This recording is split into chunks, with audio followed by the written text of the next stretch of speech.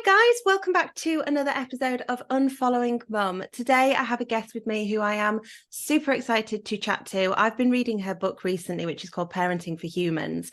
And if you are a parent yourself and you have not had the best experience in your own childhood, or you're perhaps looking back at your own childhood and you're thinking, okay, yeah, that sort of worked, but how can I parent differently? How can I look at that blueprint that I have or that I completely lack and go, I want to do things differently and break that cycle?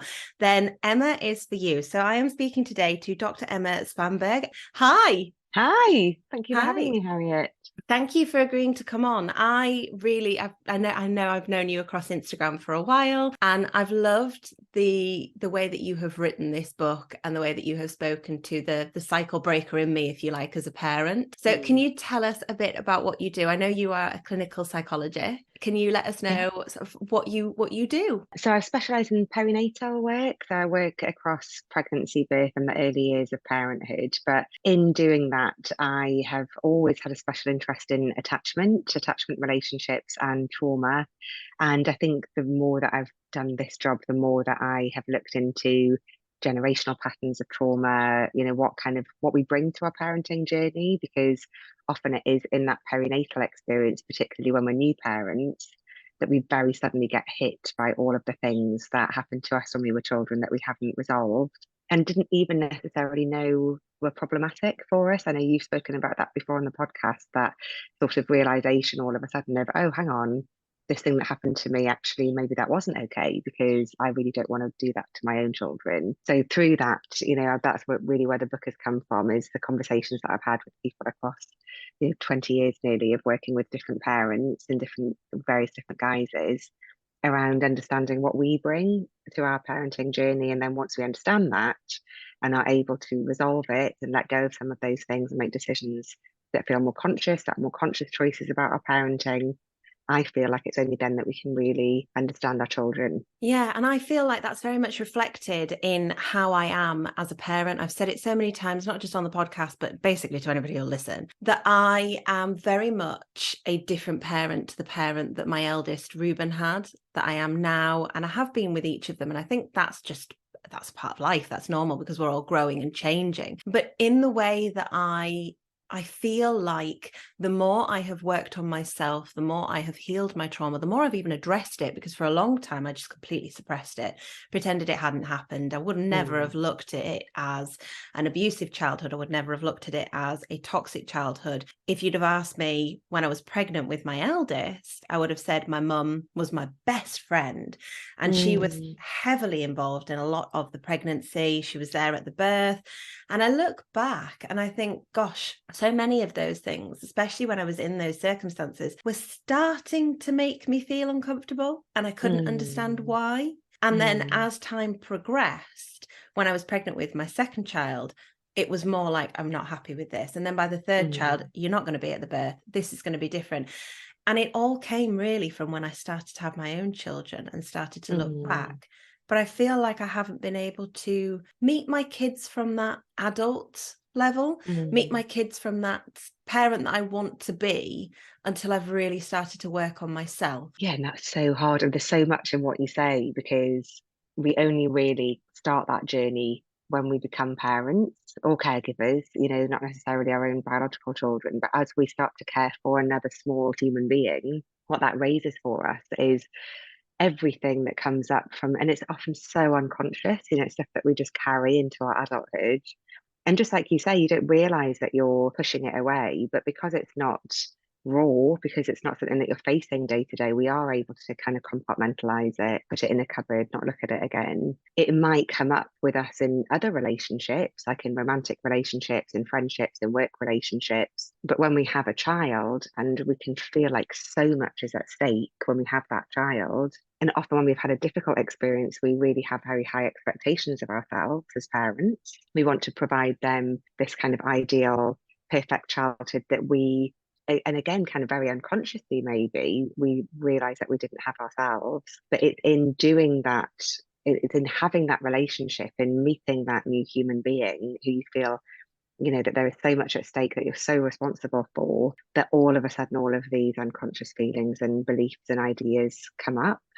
And just like you say, it can often come in this very unprocessed, because often they're pre-verbal as well. So it can feel like it comes up in these feelings in our body, or these feelings of discomfort, or just that sense of like something's just not quite right here, but I don't quite know why. And then once you look into that, then we can start to explore, well, what is it that is coming up for me in this parenting journey, in this relationship with this little person? What are the things that are really kind of starting to feel more raw, that I then maybe need to explore away from that relationship, in a different kind of safe place? We also go through a tremendous identity transformation when we become parents for the first time. So we're getting to know, first of all, kind of being met with or meeting again these kind of little kid parts of us that suddenly come up for us. Then actually going through this process like adolescence all over again, discovering who we are, what is our identity now that we are parents, how do we feel, what's our social life like, what does our day look like, what does our work look like. So all of that has shifted too. And in that transformation, often there are difficult feelings that come up aside from the relationship with the child. And then we have our relationship with our parents and caregivers, which can change really rapidly when we have children for the first time. Or it can be like you described, this sort of trickle, like, oh, I'm not quite sure that this is the relationship that fits for me now that I am a parent myself. And even in healthy relationships where there are, lots of space and, parents are accepting and held themselves accountable perhaps for mistakes that they've made in the past, even in those healthiest of relationships, we still need to go through a transformation of being a child in that relationship to being a fellow adult.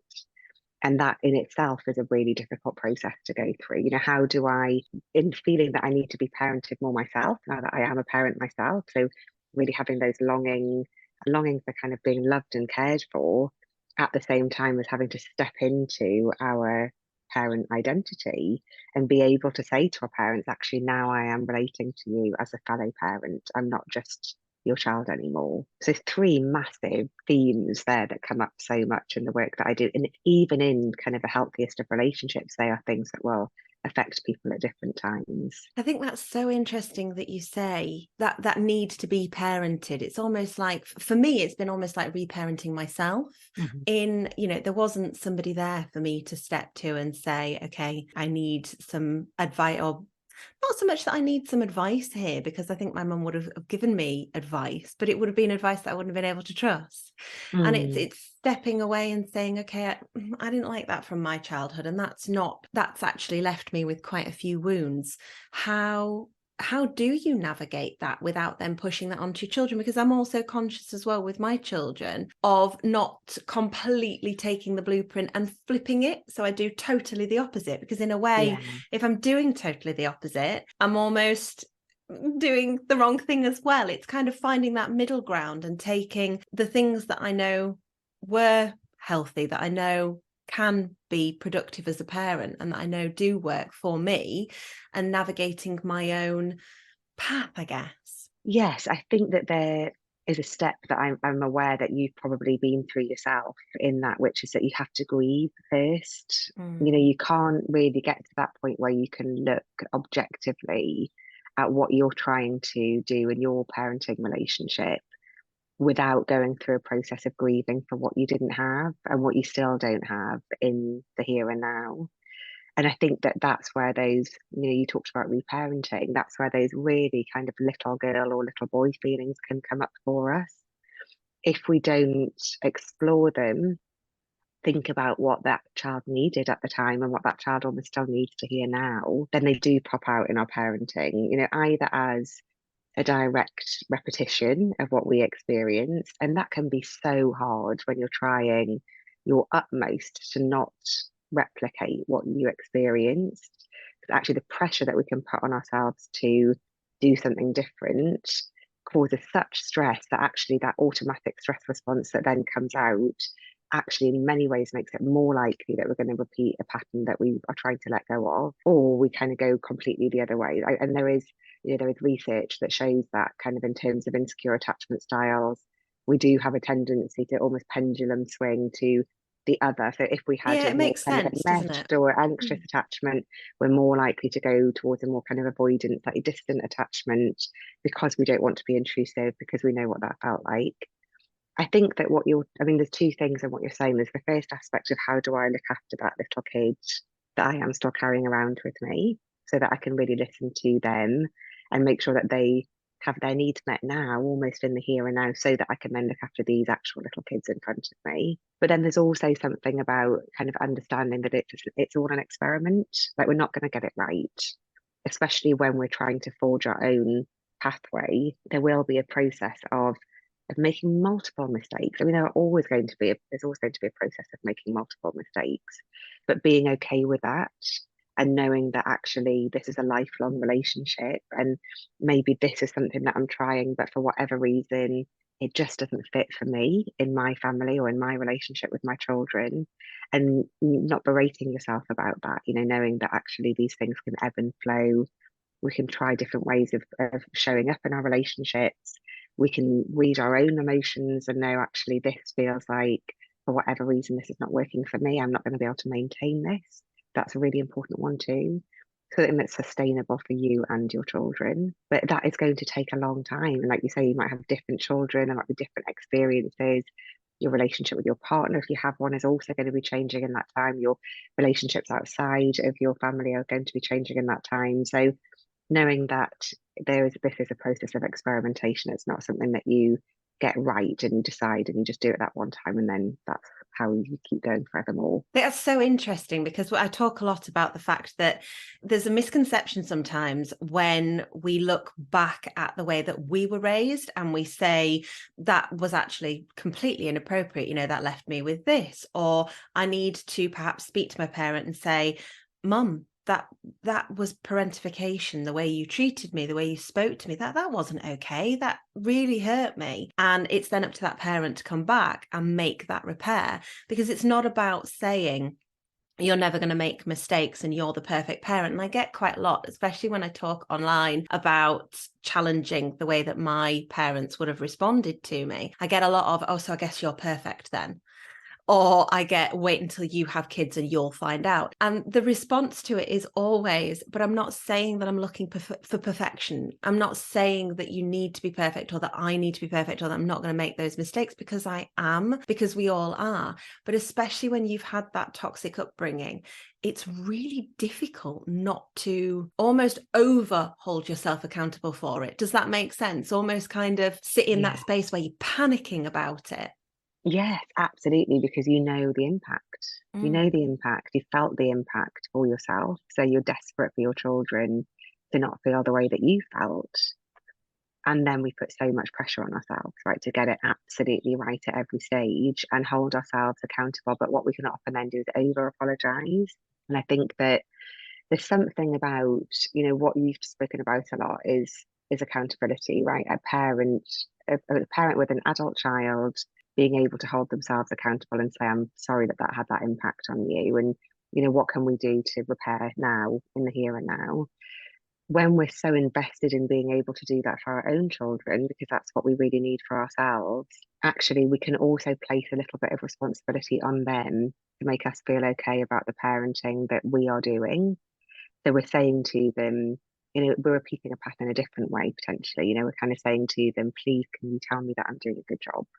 Yeah. I'm really sorry. I need you to like me. I need you to tell me that this is okay, that you're not going to feel angry with me, that I haven't broken you. And then our child becomes quite invested, or can become quite invested in making sure, and often this is happening very unconsciously, but in making sure that we feel like we're a good parent. I think that when we can own our mistakes fully and not just hold ourselves accountable, but see mistakes as a really essential part of our relationship with our children, then we let go of the idea that we need to kind of make amends, and it becomes much more about, how do we just reconnect? I'm a flawed person, you're a flawed person. I made a bit of a mistake at this point. What do you need for us to be able to fix that and move on together? Rather than, oh my goodness, I've broken you, our relationship is completely shattered, and now I need to work my utmost to rebuild something. That because our child is having a different experience to us, they don't really need that. They're like, why is mum or dad giving themselves such a hard time? Yeah. Like, I'm fine. So, being able, and again, I think that is the process of exploring your own experience, because when we're looking at that, for example, that mistake or that disconnect that happened with our child, we're looking at that through the lens of our own experience. We can project into our child, you are feeling shattered in the way that I did when I was little. Actually, because we will have worked so hard to give our child something different, often they're just wondering what the problem is. Why are you so upset about this? Let's move on. And we can often see that, I think in parents where, the parent is so invested in being able to offer their child something that they didn't receive. That child can actually sometimes be pretty stoic and quite robust, because they've had so much poured into them in their early years, that it can, and like you said at the beginning, it can create a different problem where when that child is ready to separate and quite happy to then go off into the world on their own, that can leave us as a parent kind of going, okay, well, what's my role here? Because I've been so invested in, giving this child something, and now they need to be apart from me. They need to be separate from me. So what do I now do as part of my identity, as part of my role, where they need me much less than they did before? Does that make sense? It does make sense. Yeah. It's all very complicated, isn't it? And yet at It the same is. It time, is. not. It's all, Uh, like you say, it's a long, lifelong process that lasts for the entirety of your relationship, where there are going to be ebbs and flows. There are going to be mistakes made and then some repairing in the relationship. And it's about meeting each other with communication. But how do you do that when you've got a toddler who's flinging yeah. themselves around and is triggering the hell out of you, because Yeah. how your parent would have reacted? And Yeah. I did something about this the other day on TikTok, where it was just a little video and it went viral because it had such a huge response from people. It was just a little video where Ruben had turned to me, and I was getting really heated with him during maths. And I'd said to him, I was getting really agitated. And I remember my mum getting really agitated with me. And that in itself, I find very triggering when I'm showing up in a way that I remember my mum showing up. Yeah. Even though I consciously know that that's quite normal to do those things, I still find it like, Urgh!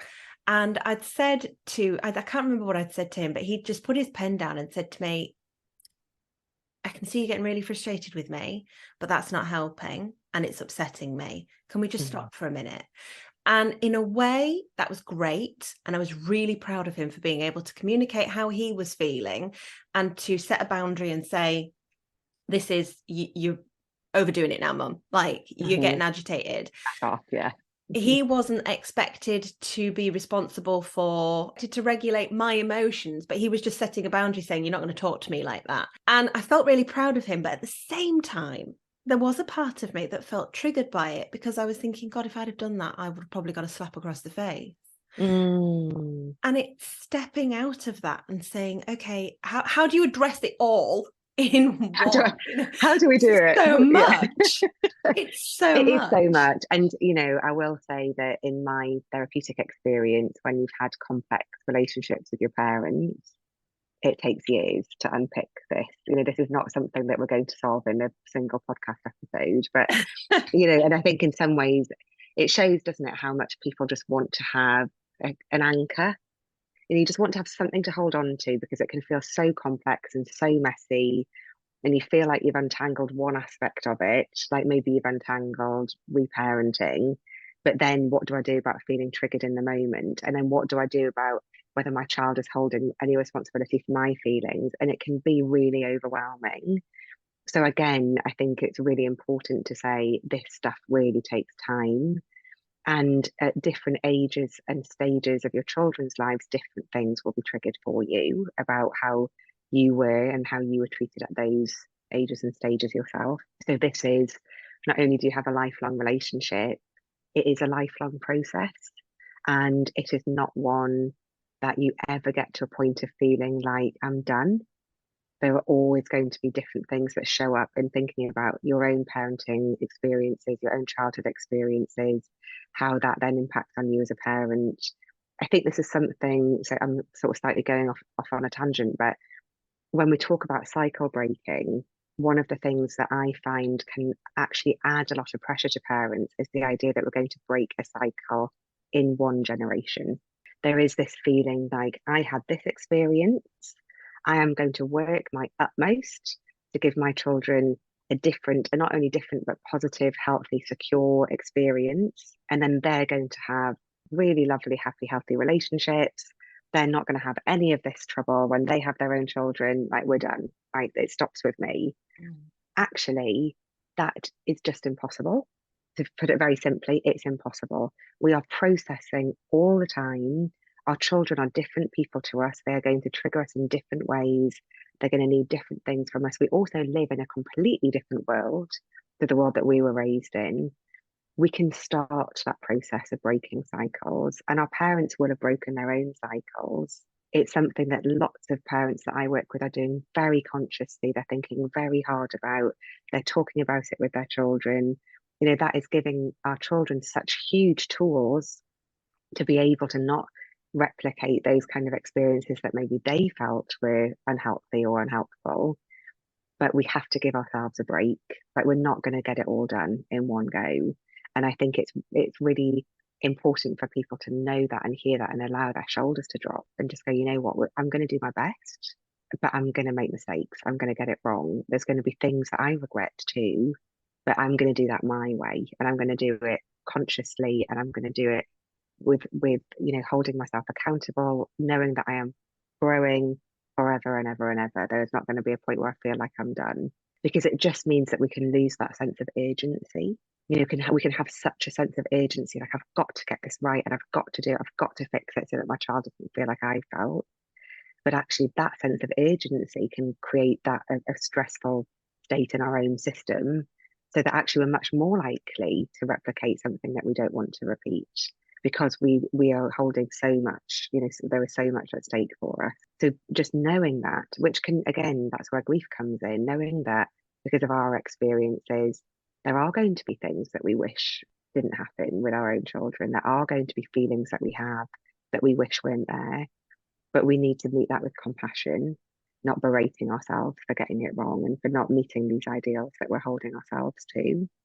Because it's in that way that we can actually then not only meet our children with compassion and kindness that we wish that we'd had, but we meet ourselves with that compassion and kindness too, knowing that this is a lifelong process.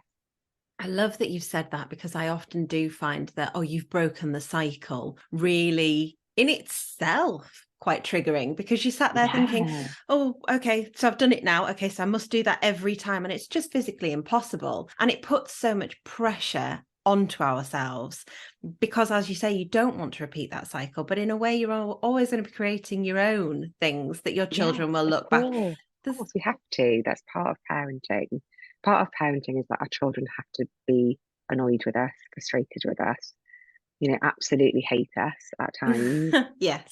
They need to be able to hate us. They need to be able to hold that kind of feeling of animosity towards us as part of their developmental process too. That is also something that is an important part of their development. But I think, knowing, that kind of idea of that being triggering in itself, because actually, at what point do you stop? At what point is it just okay to exist and just be the human that you are? Because there are so many cycles that we might be trying to break, from, what we feeding our children, to how we put them to bed, to how we respond to their emotional outbursts, to how we treat them in terms of their schooling, what we're modeling in our relationships with their other parent if they're around. It colours all of the aspects of our life. There are inevitably going to be times where we do things that we wish that we hadn't done. And rather than then go, oh my God, I've absolutely, I've repeated that cycle. And then we can go down a real shame spiral, thinking about the possible impact of that on our child. Again, be able to go, well, what do I need in this moment to be able to comfort myself and forgive myself, so that then I can carry on meeting them where they are. I think the other thing in what you said there, Harriet, as well, around the weight that it becomes a burden, the weight that you can carry with this, huge and admirable goal of breaking cycles, is that it also does put pressure on our children, unconsciously often, but that we have such a need for our children to be okay, But of course, they will pick up on that because children are little sponges. Yeah. They will read our micro expressions, Mm-hmm. and they will know that actually, mum, at this moment, mum needs me to be okay because, and very unconsciously because she needs to know that she's doing a good job. And again, that is going to be something that just happens in our relationships with our children because that's part of family life. But the more that we can forgive ourselves for those times where we don't do what we wish we could have done, the more that we also release that burden on our children to be the ideal children that we're hoping that they can be, or for us to have this ideal family life that we really wish that we'd had. Yeah, it's difficult because I think that the ideal family life that we're sold and that we see in the media and that we see in what is termed as healthy relationships, it doesn't really exist because everybody's navigating their own experiences. And you touched on two terms there that I really struggle with still, and that was self-compassion and self-forgiveness. And I find them so hard. And it's something that I go back and forth with my own therapist with and speak to her and say to her, actually, I could have done that differently. And she's like, yes, but you were a child. And I'll still sort of say, but no, I should have done that differently. She'd be like, again, you were a child. And it's that self-forgiveness. And I think people who grow up, or my experience speaking to people who grow up in those toxic dynamics, self-forgiveness and self-compassion seem to be very far out of reach. They seem to be really difficult to grasp. They are, of course they are, because you've heard critical voices for your whole life, and or an absence of voices. If you've been through any kind of emotional abuse, neglect, physical abuse, that kind of the huge range of childhood trauma that we now understand to have an impact on us as we grow up. Part of that is either hearing a critical voice or your interpretation is that there is criticism in that voice. Because as children, our main goal is to be close to our caregiver. We proximity seek. That's what attachment is all about. It's about seeking safety, and we do that by being close.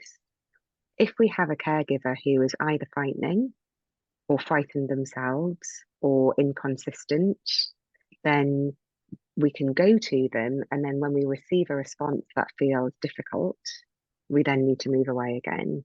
Or, and what can be really, really difficult, what the evidence shows is that one of the most difficult experiences for children is inconsistent parenting. So knowing that sometimes you're met with love and care, sometimes you're met with anger, sometimes you're met with tears, or sometimes you're met with blame and shame, because you never quite know what you're going to receive. So you're always walking on eggshells. That's a really difficult state to be in, because if you just have a parent who shouts at you or who is abusive towards you physically or emotionally, and that is a consistent feeling of this parent is not there for me, then you can say, actually, this relationship is one that is too harmful to me. It's much easier to walk away from that relationship when you are grown up. If you have a relationship where you get some really lovely bits, actually that can just keep us coming closer because we're longing to get those lovely bits again. So we step in, we seek closeness. When we get something that doesn't feel okay, because we're children, we don't then say, well, mum or dad are treating me badly. We internalize that. We think it must be something to do with me because I need this parent or caregiver to be safe. Therefore, it's my fault. We talk about children being egocentric. Essentially, what that means is that they hold themselves responsible for things. So if mum or dad feels a bit scary or a bit absent or a bit inconsistent, it has to be my fault because the alternative that they can't look after me is far too terrifying for a child. So that is what we carry, right? When we grow up, that sense of an internal critical voice that might be messages that you heard or they're messages that you interpreted when you were little. And actually, that's the bit that can feel really tricky for people because you, as a grown up, you might say, but my mum or dad never said anything really awful to me, so I don't really get where that's come from. That's the interpretation that you make when you're growing up because as a child, you cannot bear to think that it's because your parent can't care for you in the way that you need to be cared for. It must be my fault. It must be something to do with me. And that's where particularly people who've had that kind of long-term childhood trauma can end up with those feelings of just being a bit broken and not quite knowing why. And actually, that is that kind of internal interpretation that is a very sensible, adaptive interpretation for a child to make. Because this way, if I'm the broken one, then my parent can still have some resource to look after me. So that keeps me safer than if I was just completely on my own. So of course it's hard to have self-compassion, because we will have these very, very noisy voices in our mind telling us all of the mistakes that we're making, all of the things that we're getting wrong, all of the things that we should be doing better if we wanted to be closer to our child or anybody else in this relationship. Can't be their fault, got to be our fault. We're the ones to blame. There is a lot of unpicking to do there, to know that it wasn't your fault. It's not your fault now, and it never was. And what do I need to hear now in order to be able to meet myself with kindness? And again, part of that process will be anger, and will be needing to grieve. We need to be able to feel angry in a way that we couldn't when we were children. Actually, I need to feel possible rage at this parent and the way that they treated me when I was younger. And then once I've experienced that rage, once I can really say fully and wholeheartedly, this is something that should not have happened to me, and be able to not necessarily express it to the parent or caregiver, but be able to express it somewhere safe, then you suddenly find, as you talked about before, Harriet, that you can then start to see some of the parts of your childhood that maybe felt that they were okay. But we need to be able to push away, right, to separate from that actual parent potentially, but certainly from that internalized parent, that internalized critical voice. And once we can separate from them, then we can start to think about the adult that we want to be now.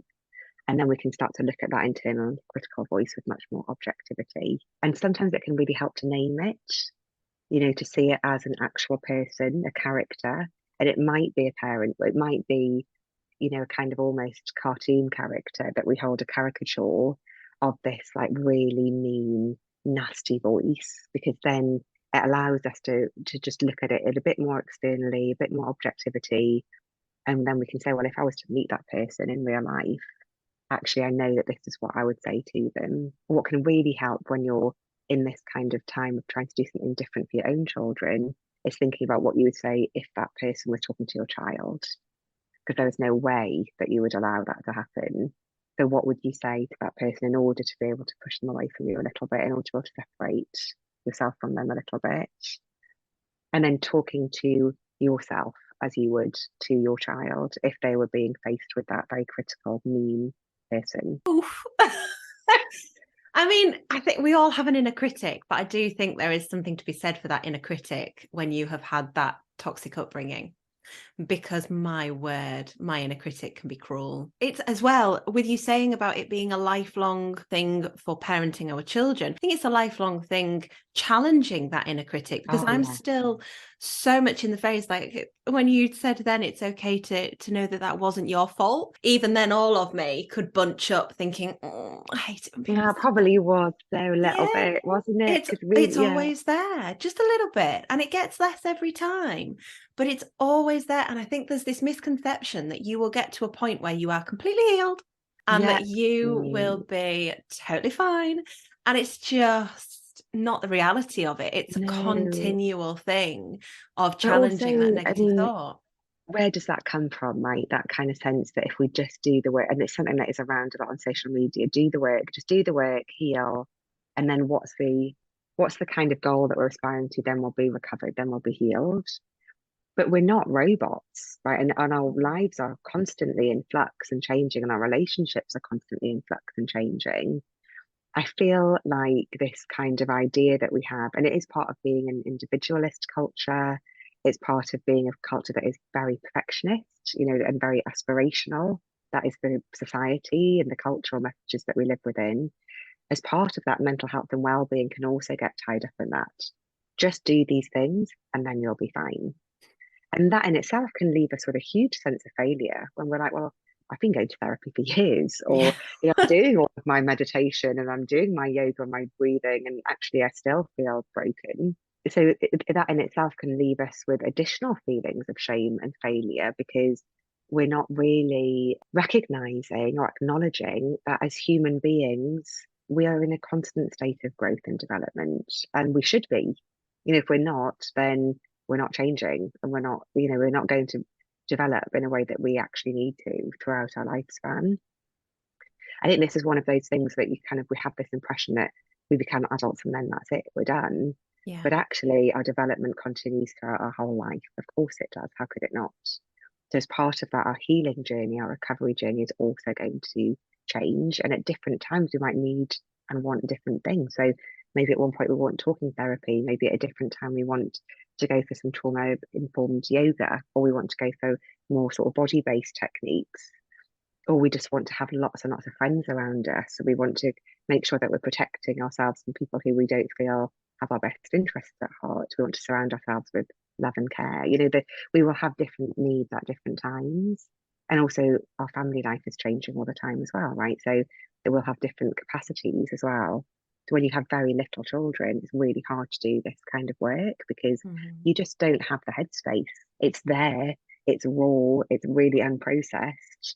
And actually that's why perinatal work is so fascinating, because you can make huge changes really quickly because it's all just there in front of you. But at the same time, you have such limited time. You're not sleeping. You're probably not feeding yourself very well. It's So really unfair that all of this bubbles so up. it's so Like unfair. it all Yeah. comes up just at the time when you're like, look, I am too knackered to deal with that right now. Yes, I can't exactly. like I'm so emotional, but I've got no time to do anything with it because I've got this baby who needs me 24/7. It is really unfair, and it is also an incredible time of potential transformation because it is just there. I mean, what you said before, I'm going to answer the question that you asked me a while ago about the stress response when you're feeling triggered in the moment, because I think that's when that inner critic can really come in very strongly and leave us in a bit of a shame spiral where we maybe respond in a way that we wish we hadn't. That feels very automatic, and maybe our parents' voice comes out of our mouth, or we do something that we remember having done to us.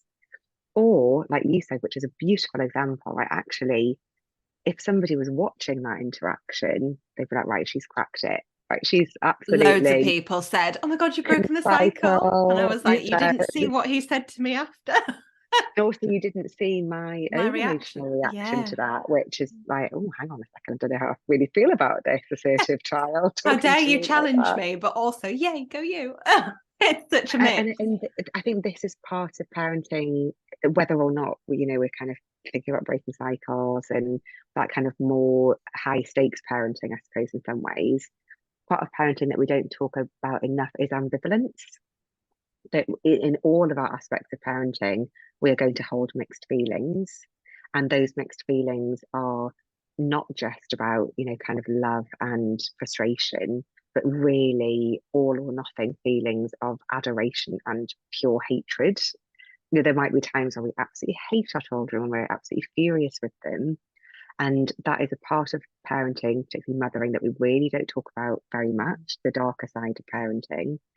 But particularly when we have experienced a parent feeling hatred towards us or feeling anger towards us and really showing that, that can be a very, very scary emotion to notice in yourself.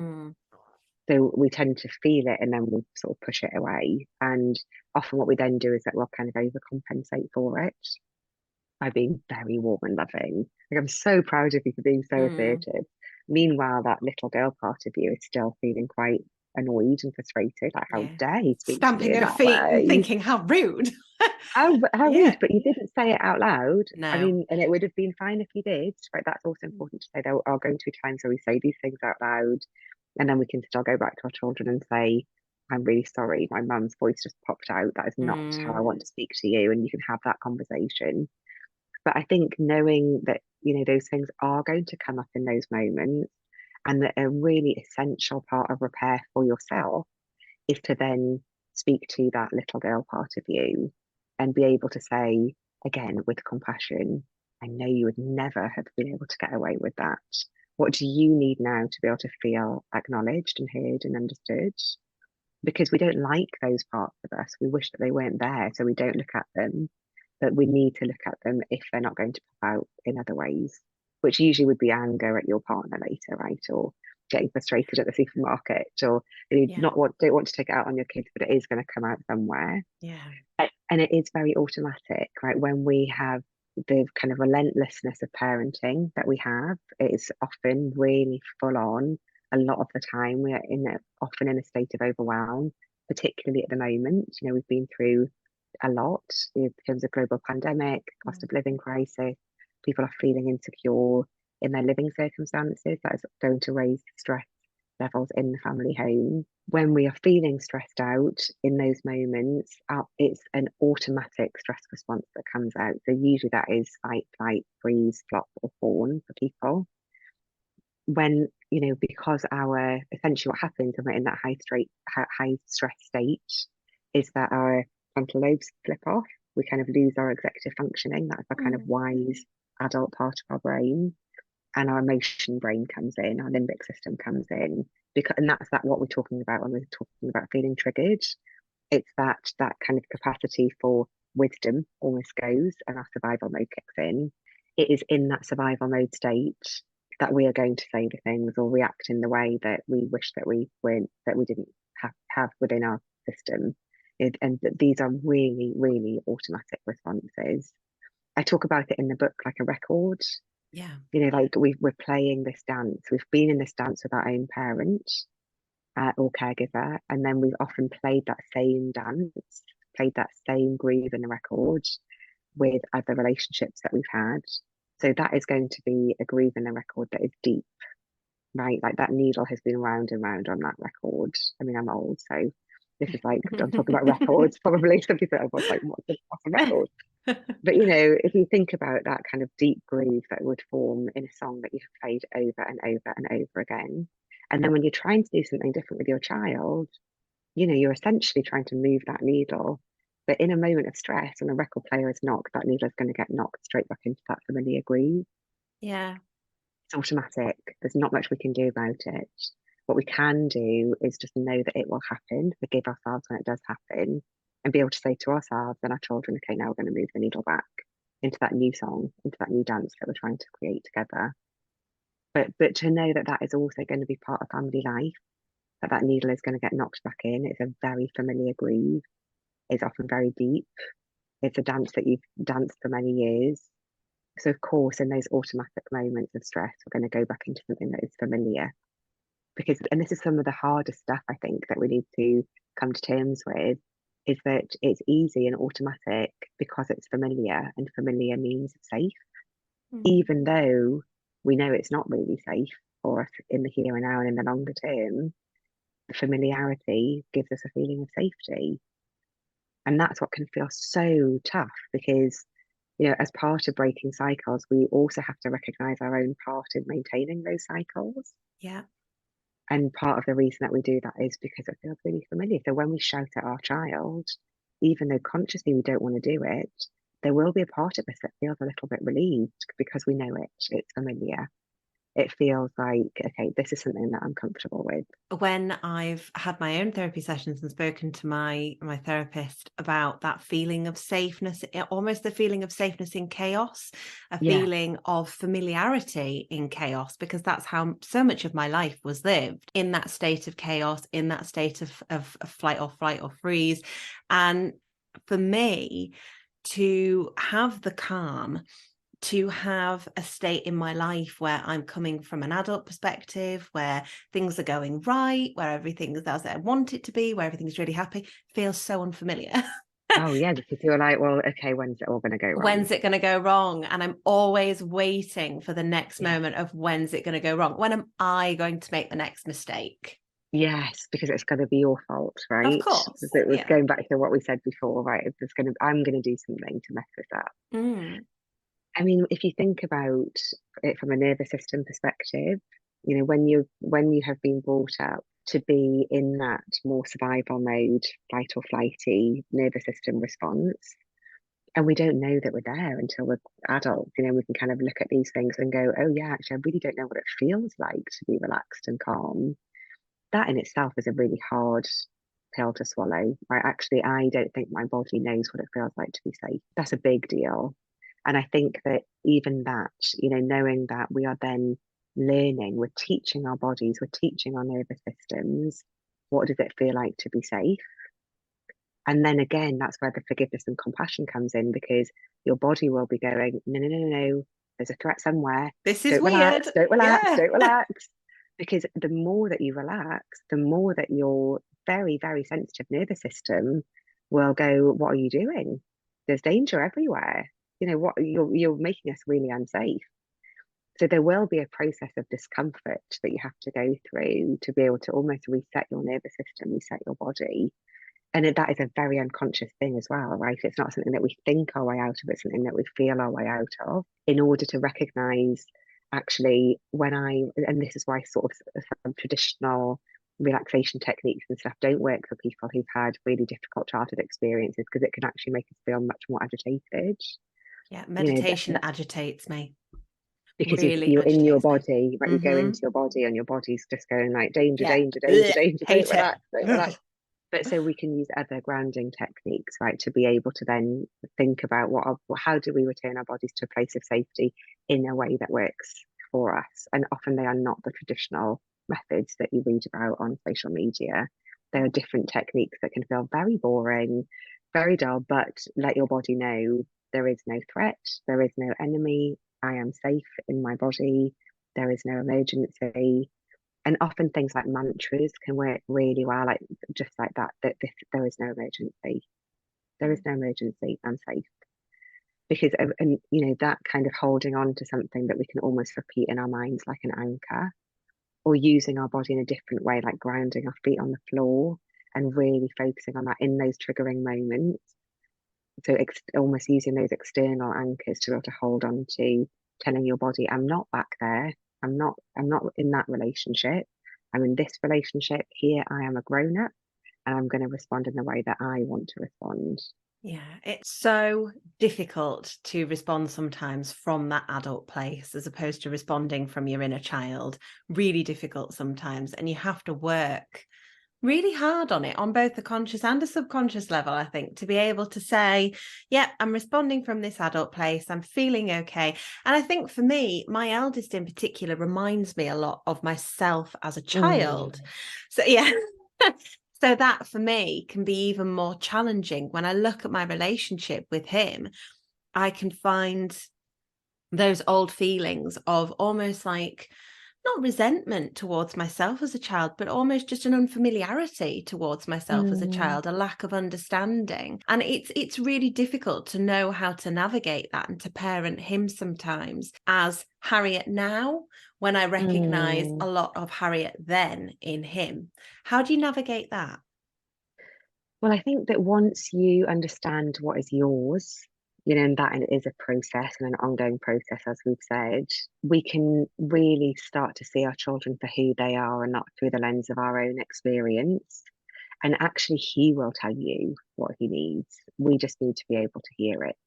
And I think this is the thing that we can lose sight of. Our children, we talk about parenting as this very one-dimensional thing, like we are a parent and we do these things to our child and our child will receive them. And then hopefully they'll grow up to be these wonderful, well-rounded individuals. And then we'll feel like we've done a really good job, right? Like then we've done our job, done, tick. Actually, parenting is a relationship with a whole human being who comes into the world with very strong opinions and a full awareness of their own needs. But because when we're coloured by our own experiences, we can find it really hard to hear them. And we view them through this prism of our own experience, right? So, for example, one of the examples I talk about a lot is when you hear a baby cry as a new parent, depending on your own experiences, you might hear that cry very, very differently. So Right. if you felt like you were abandoned as a baby, you will hear that baby say, "You're abandoning me. How could you leave me?"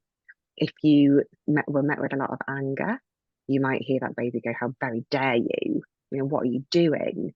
So you can hear that exact same cry in through that prism of your own experience and interpret it very differently. Once you understand that that is a message that comes from elsewhere, that is nothing to do with your baby, it's to do with previous relationships, you can then really hear what it is that your baby or child is trying to tell you. And what's amazing about children is that they will tell you very Yeah. clearly and very loud. Yeah. And they'll tell you when they're getting it wrong if you're able to hear it and if you're able to receive it. So the fact that Ruben could say to you, back off in so many words, and maybe there's a part of you that was like, oh, I don't really like that, but you heard it. Yeah. He was able to say it and you were able to hear it. That is beautiful and such a profound gift that we can give to our children. just that idea of I can receive from you, and you are an active participant in this relationship. So, one of the things that I talk about in the book is this idea of collaboration. As parents, we're not just here to do things to our children. We are in a two-way relationship, and if we can learn to collaborate with each other, then that's when we're kind of able to form a relationship that means that everybody's needs are going to be met.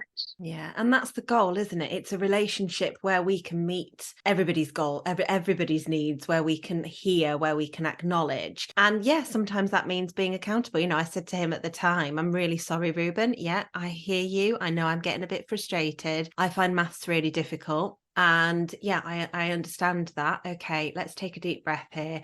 How else can we look at it? I just want you to get the work done. And then we moved on with it. It wasn't like it was one of those occasions where we didn't actually get angry with each other, or where I didn't flog myself because I realized that I was actually getting angry and showing up in a way that perhaps I was parented. I acknowledged it. He acknowledged it, and then we moved on. I think sometimes it's quite difficult to get to the move on phase, as we've said. It is. And also part of that is owning your anger, like being able to say, yeah, I am frustrated. And I think we can be quite afraid of that if we've been met with anger as children. Our initial reaction is then to go, no, I'm not angry. Of course I'm not Yeah. angry. I'll never be angry with you, my beautiful, gorgeous child. I never want you to experience my anger. The things that we experience as children can be really scary to us. So being able to learn how to express anger in a healthy way is, I mean, again, lifelong journey, probably, but something that is a huge part of that healing journey, if that's what you've experienced for yourself. So being able to just say, like, off the cuff like that, yeah, I'm frustrated, because what our child then hears is, I can be frustrated with you, but I'm still here to help you, and we can move through this frustration together. It's not that I have a perfect relationship with you where we never experience any negative feelings towards each other. It's, yeah, sometimes we annoy each other and frustrate each other, and sometimes I'll say something that you really wish I hadn't said, and sometimes you'll do something that I really wish you hadn't done. But the relationship is that we're still here and we still connect, even through that. He did say to me the other week, he was like, you're really pissing me off. Yeah.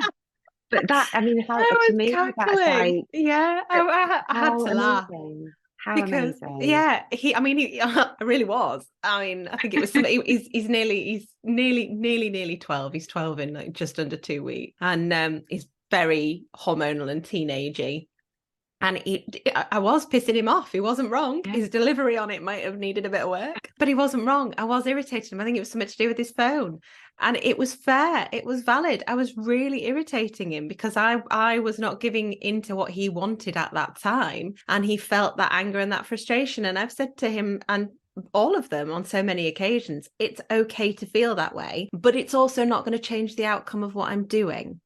Yeah. Because sometimes you're not going to like what I'm saying. Like last night, you've got to go to bed, and Toby wanted to stay up and watch a TV program. I think it was the Tommy Fury Jake Paul fight. And I was like, that's not going to be on until 10 past 10. It's not happening. I was really cross, really, really cross. I said, it's absolutely okay to be angry. It's okay to be disappointed that you're not going to stay up and watch it, but you're still going to bed. And that's that. And it's hard sometimes to navigate that line between wanting them to like you, because I grew up a lot with my mum saying to me, I'm not your friend. You don't have to like me. And she was correct in what she was saying. It was just the fact that I wasn't her daughter either. I was her therapist or her stand-in spouse. And that was where things went wrong. There was that message, which was correct, of I'm not your friend and you don't have to like me and like what I'm doing, which I agree with. That is, yeah, true. That's true for parenting.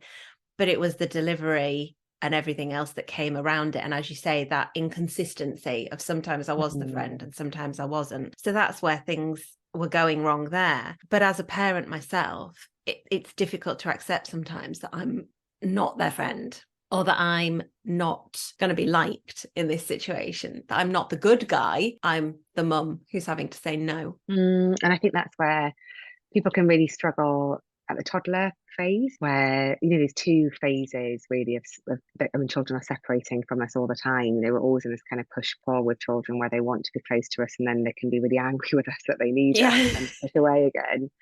because they want to grow up. That is our instinct. We want to develop. But so these two really big phases of kind of identity transformation and transition that come with huge kind of separation from our family of origin. One is toddlerhood and the second is teenage years. And those phases can be really triggering when you are working to try and offer something to your child that you didn't receive, because they have to push away, they have to push at you. And I think that for a lot of parents, those kind of really early baby days, even though they're very hard, can actually feel quite healing, because we are able to meet our baby's needs. We're not always able to meet them, but it's quite clear what they need. Once we've kind of established a relationship over those first few months, there can be this feeling of like, yeah, I can absolutely meet this baby's every need. And you have that kind of instant sense of gratification and reward where your baby is soothed or smiles at you and you're like, yeah, I'm doing a good job here. Like, this is the stuff. And then they hit toddlerhood, and that can happen really early, kind of even before a year, where they're just annoyed with you. They're just protesting and you don't really know why. And all of a sudden you have to start to think about boundary setting. And that can be really difficult when you want to be giving and warm and loving.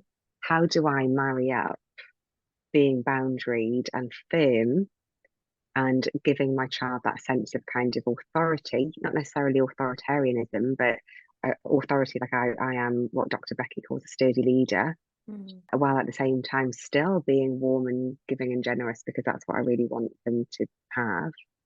So that can feel like a really tricky transition for a lot of people.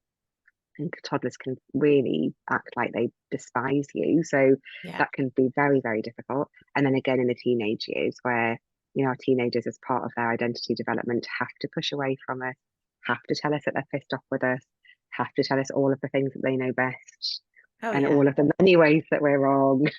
Oh, I'm always wrong. I get very little right. It's a miracle that I managed to function as an adult, to be honest. Yes, exactly. And like, and have had your own education. I mean, who would have thought it? Certainly not Ruben. But being able to accept that with grace, that this is part of their journey in separating from us. And again, the kind of grief that can come with that, and always feeling slightly on the wrong foot, it can really help to take that elsewhere, right? Like, actually, my relationship with my child is a bit different. My role as a parent feels a bit different. Like, I'm kind of holding this person as they're blossoming into what will become adulthood. So how do I feel okay about doing that? How do I feel okay about holding them through this process, where part of that process is going to be that they're resentful and hateful towards me? And still to know that that doesn't necessarily mean that I am a hateful person and that I deserve to be spoken to in that way. It's figuring out the balancing act, isn't it? Of saying, okay, yeah, you might hate me in this moment, and that's okay. And that's normal. Yeah. And that doesn't have any reflection on me. It also doesn't actually have any reflection on you, because quite often people will say, oh my God, my teenager's growing up into this awful thing. No, they're not. They're just pushing back against you and saying, this is, I'm the one that's in control of my own destiny now. And you're like, you can't even use the toaster without burning things. So not quite, but we'll get there. We'll get there together. Exactly. And it will be messy and it'll be a muddle and you'll rub up against each other in the wrong way multiple times, but that being part of that process. And I think, it's about that idea of containment, right? That as parents, forever, we are the containers for our children's emotions. And you've spoken about that in previous podcasts, that sense of when we've parented ourselves as children, it can feel really difficult to know that we then have to be parents to our own children forevermore, and that is essentially a one-way relationship. We are there to contain their emotions. We are, when they're very little, it's almost like we take their emotions from them and we absorb them and we sort of package them up and then we hand them back. And like you said before, that I understand that you're frustrated. When you're doing that, you're explaining, this is what you're going through, this is what you're experiencing, I can accept it, and here you go. This is a much more palatable version of those very big emotions that you just threw at me. But we then need somewhere to take that, right? Someone to contain us. Because if you think about what's getting poured into you every day in terms of big unprocessed raw emotions, anger, frustration, hormones, all of that stuff, just the messy chaos of family life, and you are absorbing all of that, and that is our role as parents, to absorb all of that, then where do we then pour that? And we absolutely need to pour it somewhere, because that's when we get overwhelmed, if we're just absorbing it all and we don't have anywhere to let go of it. And where do we pour it? Well, I'm biased, so therapy. Yeah.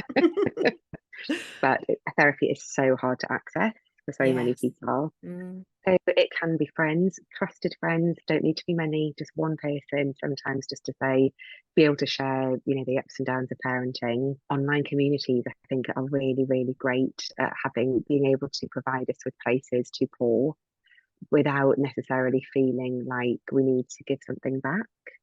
That's the beauty, I think, of online communities, to be able to just write a comment or write a post and just go, this is what's happening, and not expect necessarily that we need to give anything back in return. That the downside of that is that you can be met with judgment. You don't always know what you're going to receive.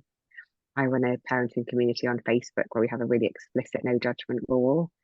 So that those kind of spaces where, if you don't have family or friends around, or you don't have access to therapy, just to be able to go, here, please, can somebody just hear this and take it from me? Your partner, if you have one around, that being able to share those kind of difficulties that you have in parenting, but also just finding ways to let go of it. So that might be verbally, that you might journal, you might talk about it, or it might be letting go of it from your body. So we talked before about that kind of nervous system research. So it may be that you move, it may be that you exercise, it may be that you go for a walk in nature, it may be that you use breathing, all of those things that we can do to just reset, let go of some adrenaline and cortisol from our nervous system. So if you think about it, what you're absorbing is stress, and then finding ways to then let go of that stress in whatever way works for you. And it might not be the same as what anybody else is doing. And that's what's really important to say as well, that it has to be what works for you in your circumstance. Yeah, because so often we see the perfect self-care ads on social media, or this is how we should do self-care, and actually it looks totally different for everybody, because what's one person's self-care might not look anything like yours, and that's okay. Yes, and that often, those self-care things that we see involve having somebody to look after your children. And if you're not in contact with your family, it can feel really difficult to even see that. If you don't have childcare, if you don't have somebody else to look after your children, actually that can feel like a bit of a slap in the face, that I feel overwhelmed and I can't do anything about it because I don't have anyone who can look after my children, so that I can go off and have that time on my own. We can still look after ourselves with our children present. So that might be putting our hand on our heart and taking some breaths. It might be doing that with our children, so that we're doing sort of meditation, or we're doing something that works for us with our children. We're kind of teaching them and modeling to them at the same time.